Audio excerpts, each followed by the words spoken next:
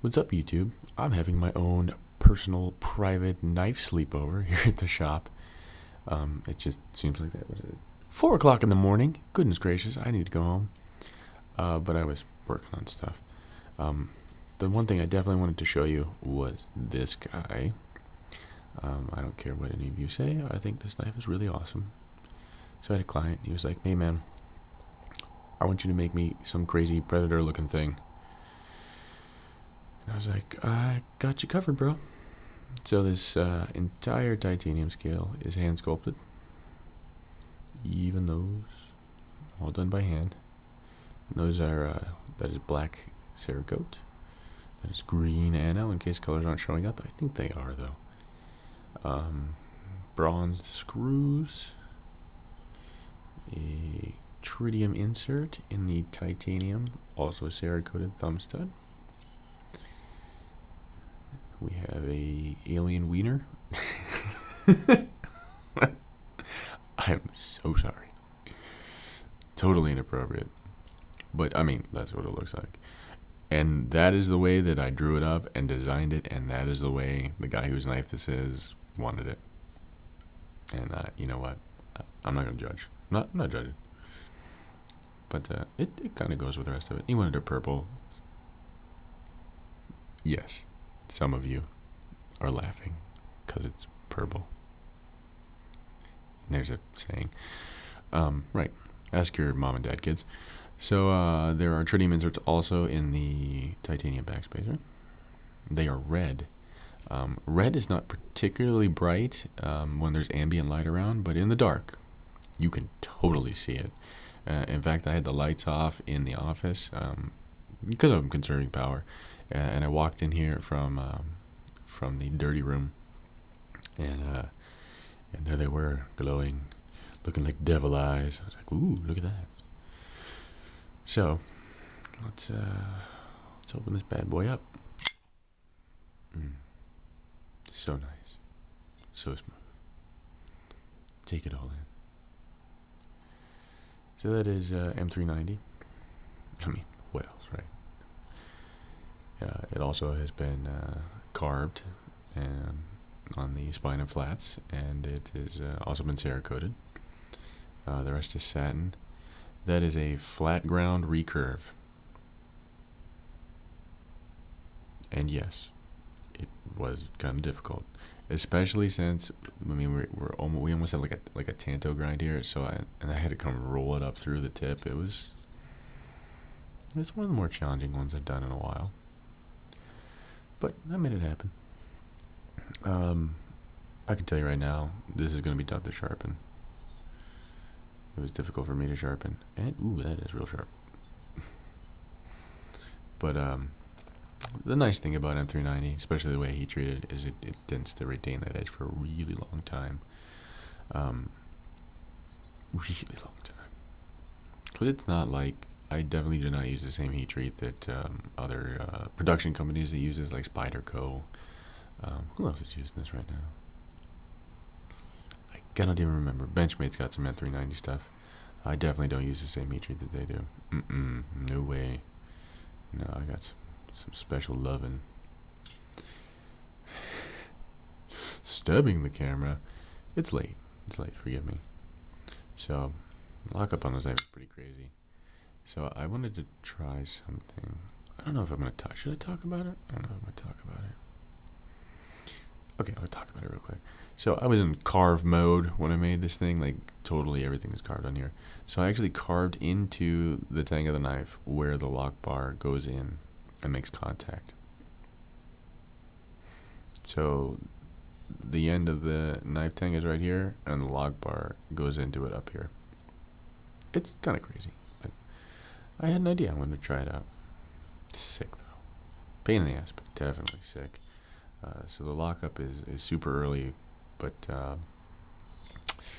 yeah, I was whacking the spine on this. I'm obviously not going to do it now, but it was. I believe the term the kids are using is like a bank vault. So it's got a nice lockup. You may be looking at that thing and say, "What is he doing? That's like a crazy blemish."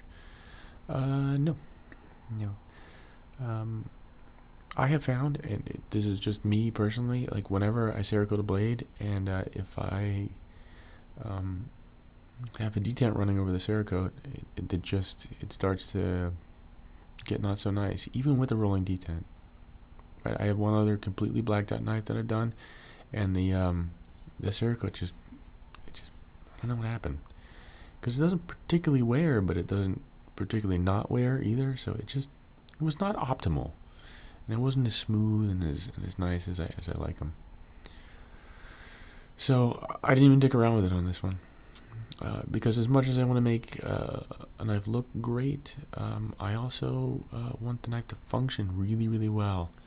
Uh, obviously this is a fairly pretty knife and a fairly expensive knife, but I mean, what fun is it if you can just look at it, right? If you can't take this thing out of wherever you're keeping it and play with it, right? I mean, it should be completely functional. And this one is just nice and smooth. It's got this one got a good noise to it. Full titanium knives, they have a tone when you open them. I mean, you feel it. It's like this primal thing inside you. They just make a shk. Yeah, and they all do. This one's full tie. Makes the same noise. Not quite as bassy. Probably the titanium backspacer resonates as well on this one.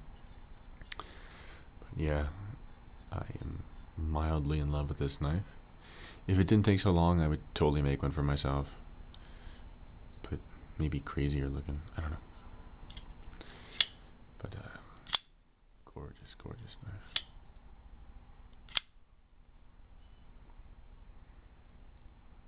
So while I have knives in my hand and I have you people watching, I had someone contact me because they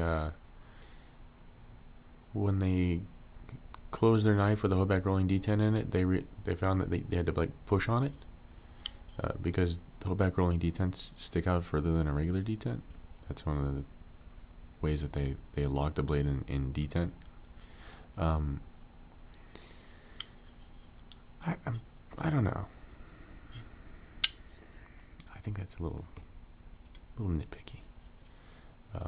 Because it's there for a mechanical reason, right? It's not like a mistake. That's not something I didn't intend. I mean, that's there for a very specific reason, and so they're all kind of like that, But yeah, you can push right through that. But what I really intend, and one of the reasons why I do flippers, is because back in the day, I had and still have a Columbia River knife and tool M21, I believe, the one with the dual guards.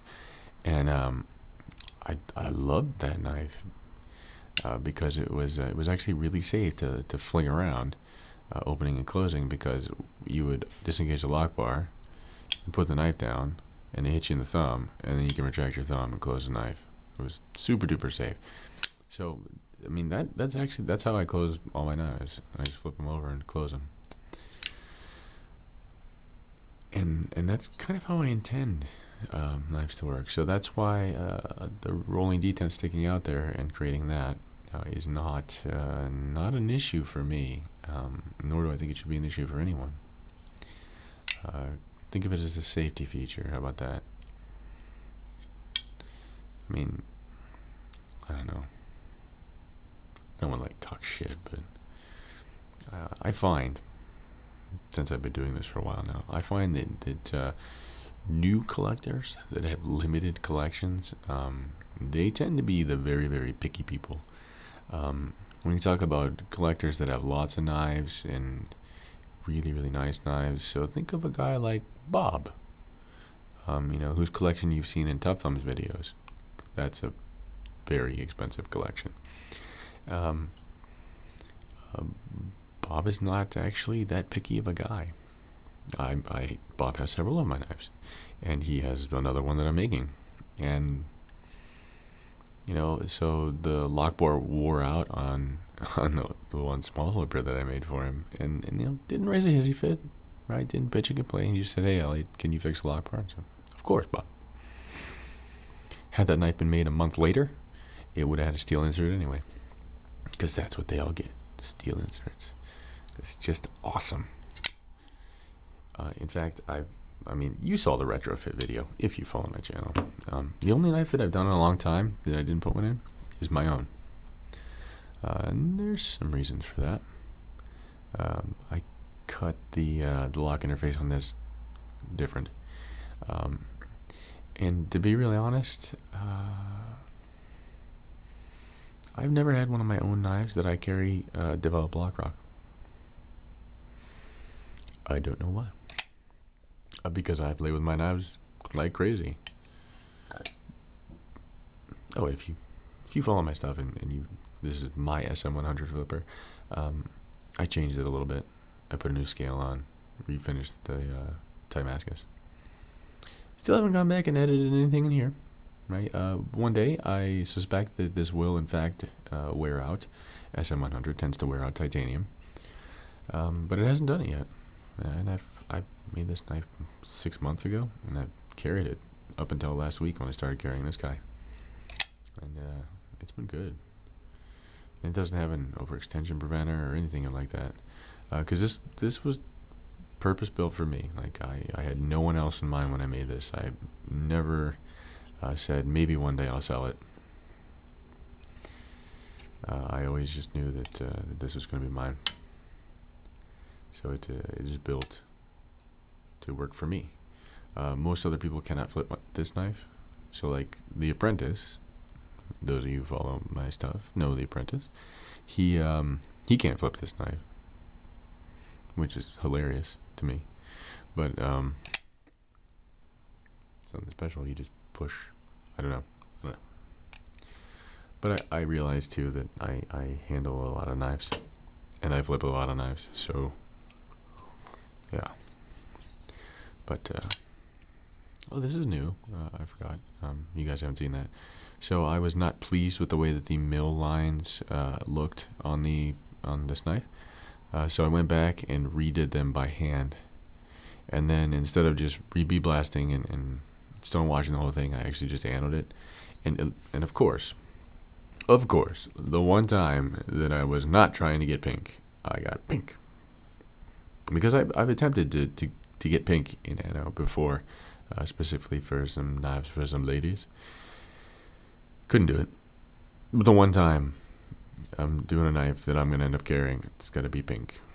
And then as soon as it happened, I was like, no, oh, pink. And the thing is if you go just a teensy bit further and get past this pink, it actually starts to burn the titanium a little bit. At least with my ano setup, using a stylus, it gets nasty. So I just figured leave it. Takes a big man to carry a knife with pink in it. It's ridiculous. But yeah, those of you who are on the pre-order list, you know what's up. Getting the good shit. These are sweet. Seriously, the ones that are machined, they're gonna be incredible.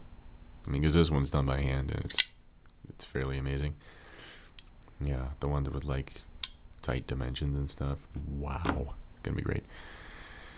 So yeah, it's like 4:15 in the morning. So I'm gonna wrap this up and go home and go to bed, and then wake up in a couple hours and come back.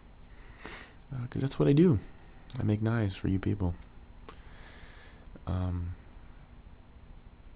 And yes, I actually do stay up usually this late all the time.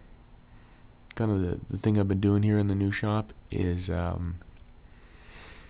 take care of all the businessy type stuff during the day. You know, dick around with the CNC during the day. Do, little bits of shop setup and things like that. Because it's completely evolving. And I swear I'm going to do like a video for you people when things are more set up. People that are on the pre-order list for the Pretium, they actually got a little shop tour video last night. But yeah, I'll make one for the regular viewing public. We're almost there. We're close. There's some more stuff I want to see taken out from my partner's old business, so I can move all of my stuff in. But so yeah, Usually he goes home at like 4, cause he's here early, like early. Like he'll be in in about 2 hours. Um, and so he usually leaves like 4, and then that's when I hit it, as it were. So I'll go back in the dirty room and throw on some tunes and just rock out. And then by the time I'm completely finished rocking out, I usually have something fun to show. So I make videos and send emails, and then before I know it, it's 15 minutes into a video. Nice, real short one. Yeah, that's good. Super. I apologize. It's absurd sometimes. But you know what?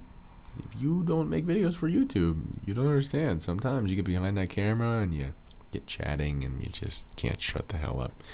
But I'm going to do that. I'm going to shut the hell up. So take care, YouTube, and keep coming back and checking stuff out.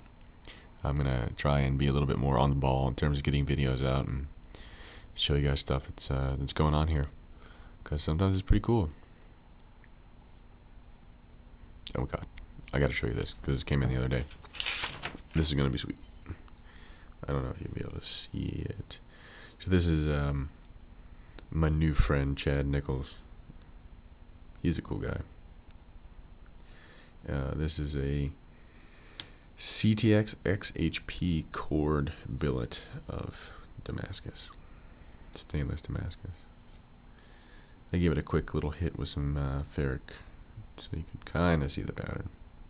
It's his scrambled eggs pattern. So okay, we got like 3 minutes to talk about this before the video shuts off, and I'll do it real fast. So I don't know what many people know about Damascus, but Damascus is really only as good as its constituent steels, and unfortunately, making stainless Damascus is very difficult. So it's very difficult to get, very difficult to get very high-end stainless steels to come together. Right now, over me. Oh, terrible, terrible. But so one of the ways around that is to actually do kind of a pseudo Sanmai, where you core it with a very nice steel. CTX XHP. It's actually, I mean, you've seen it in Hinderers and many other very nice knives. It's a good steel. I've used it before. I've done kitchen knives with it and some small little fixed plates with it, just because I had a piece, and it was pretty cool to work with. I mean, it actually has a very, very simple heat treat. It's probably one of the most simple heat treat stainless steels ever, and the properties are very nice. I was pretty impressed. I actually have a paring knife that I use daily. That's made out of CTX XHP, so I'm down with that steel. It's a good steel, and to have it in the core of nice Damascus is gonna be crazy. Beautiful knife's gonna come out of that. I'm also talking to Chad, trying to talk him into making me some M390 cord Damascus. He did some for Daryl Ralph a while ago, and I saw that and I was like, oh my god, I have to have it. It's so awesome because I love M390 and I love Damascus. So hopefully you can do that for me. That would be so cool. Look, I'm getting all giddy about it. Did I mention Chad was a cool guy? He's a cool guy. Alright, YouTube. It's almost 20 minutes. And I gotta go to sleep. Clearly, I'm losing my mind. But, take care. And I'll try and get some more videos out for you guys. Bye.